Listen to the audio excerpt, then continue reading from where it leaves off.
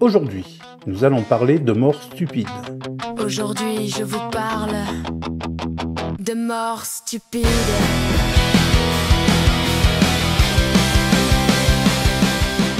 En août 2012, un jeune homme disparu un an auparavant a été déclaré mort par la chambre du conseil du tribunal de Toulouse. Voilà ce que l'on sait. Un étudiant disparaît en août 2019 après une soirée très arrosée. Lors de l'enquête, l'examen des vidéos des caméras de surveillance montre le jeune homme endormi dans un conteneur poubelle. Et quelques minutes après, le passage des éboueurs. Il semblerait que le fait ne soit pas si rare, puisqu'il est arrivé à peu près la même chose en mai dernier à New York. C'est une personne qui a alerté les éboueurs après avoir vu quelqu'un dans la benne. L'homme retrouvé n'était que blessé, mais son ami avait été avalé et broyé par l'engin.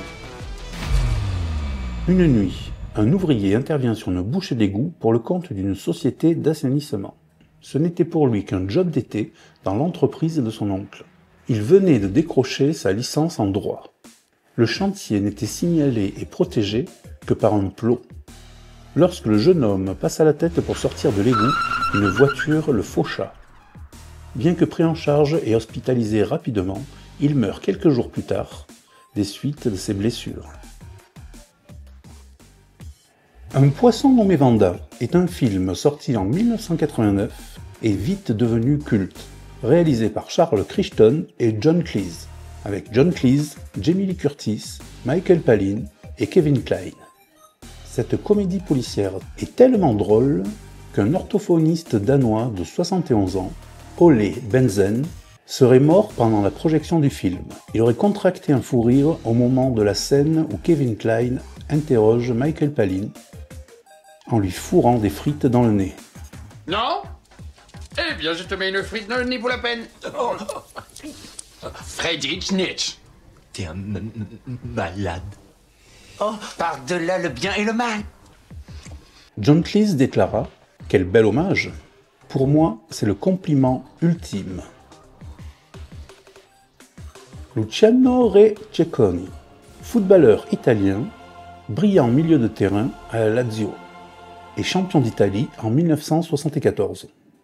En janvier 1977, avec son ami et coéquipier, ils sortent dîner en ville.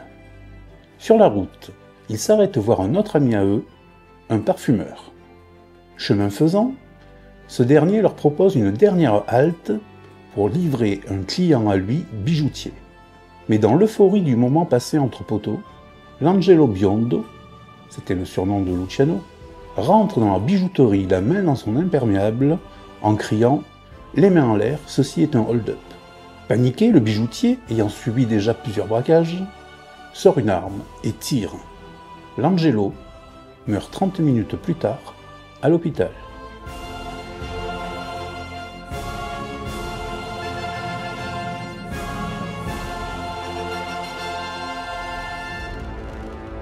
Pierre-François Gossin était député de l'Assemblée nationale constituante en 1789. Il a participé à la création des départements français.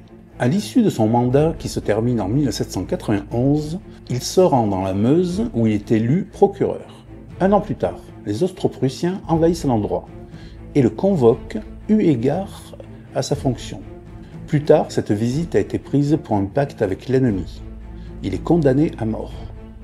Le 23 juillet 1794, les condamnés sont appelés un par un pour monter dans la charrette qui les conduira à l'échafaud. Un oubli sans doute, Pierre-François n'est pas appelé. Là, il n'y a pas hésité. Barre-toi, Pierre-François, barre-toi! Loin, sauve ta vie, barre-toi! Eh bien non, ce couillon suit la charrette à pied. Il meurt décapité quelques minutes plus tard. Mathilde de Teschen avait un bel avenir. Née en 1849 à Vienne, elle est la fille de l'archiduc Albert. Duc de Teschen et très proche de la famille impériale. Il était prévu qu'elle épouse le prince du Piémont, le futur roi Humbert Ier d'Italie. Malgré l'interdiction formelle de son père, l'archiduchesse Mathilde se met à fumer comme sa cousine, l'impératrice Sissi. Un jour, alors qu'elle se préparait à aller à un bal à Vienne, elle décide de s'en griller une. Et comme le veut la tradition, dès qu'on veut s'en griller une tranquille, un importun pointe le bout de son nez. Et ça n'a pas loupé. À peine la cigarette allumée, elle entend les pas de son père dans le couloir. Dans l'urgence, elle cache sa cigarette dans son dos.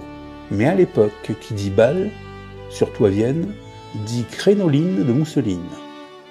Elle s'embrasa aussitôt. Elle meurt 2 semaines plus tard, après une longue agonie, dans d'atroces souffrances.